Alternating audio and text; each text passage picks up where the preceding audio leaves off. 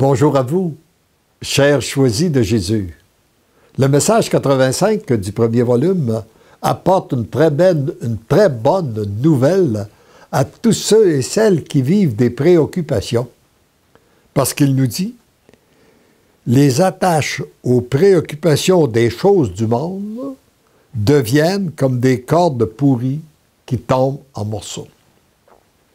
C'est qu'après avoir donné notre oui, le Seigneur nous transforme, nous unit davantage à lui et les choses du monde prennent moins d'importance dans nos vies. Et comme il m'a dit à un certain moment donné, je n'ai pas d'objection que tu t'occupes, mais je ne veux pas que tu te préoccupes. Voici la prière que je lui formulais ce 10 avril 1997. Seigneur Jésus, comme j'aimerais être devenu l'amour.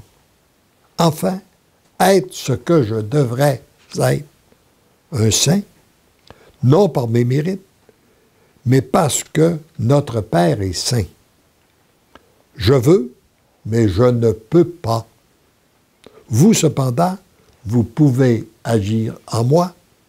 Je vous donne mon impuissance. Merci d'entendre ma prière. Je vous aime. Et je fais cette même prière pour vous tous qui m'écoutez en ce moment. Mon tout petit, à chaque fois que tu cries vers moi, je cours vers toi. Je te prends de nouveau dans mes bras. Comme j'aime serrer ton cœur contre le mien, et à chaque fois, il devient de plus en plus l'amour. Les attaches aux préoccupations des choses du monde deviennent comme des cordes pourries qui tombent en morceaux sans aucun pouvoir. Le passage que tu vis présentement ne peut se réaliser plus rapidement.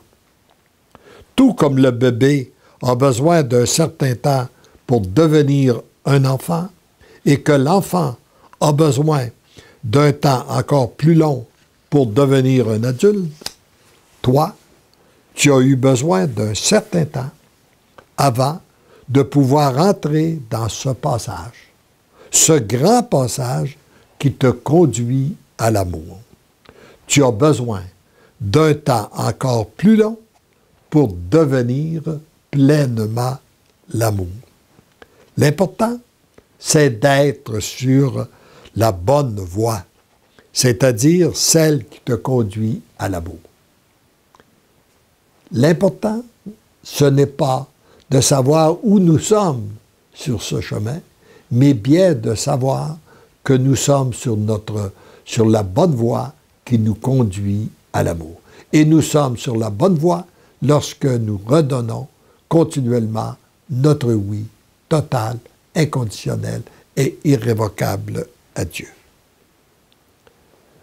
Tu es sur la vraie voie et en ce moment, tu avances aussi rapidement que ton être peut l'absorber.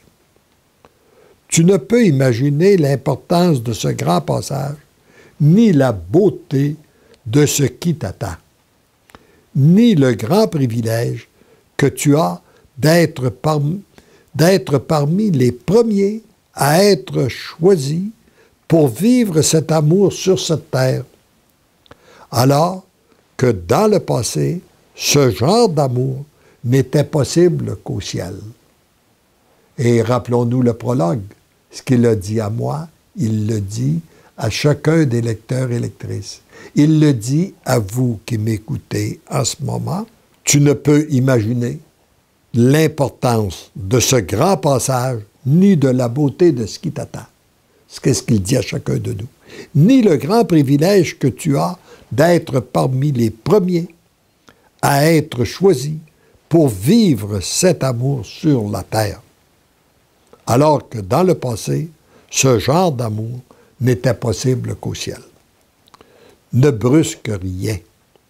Laisse-toi guider. Tu es sur la bonne voie. Ma Sainte Mère vous a enseigné les petits chemins de raccourci qui vous permettent d'avancer encore plus rapidement. Moi, je guide chacun de tes pas. Tu peux donc continuer à avancer sans crainte. Tu es sur le chemin de l'amour. Tu es guidé par l'amour. Tu deviens l'amour comme je t'aime. Et récitons ensemble ce petit chemin que Maman Marie nous a enseigné et qui dit « Parce que l'amour t'aime, tu deviens l'amour ». Ce qui veut dire « Parce que Dieu t'aime et que tu te laisses aimer, tu deviens l'amour ».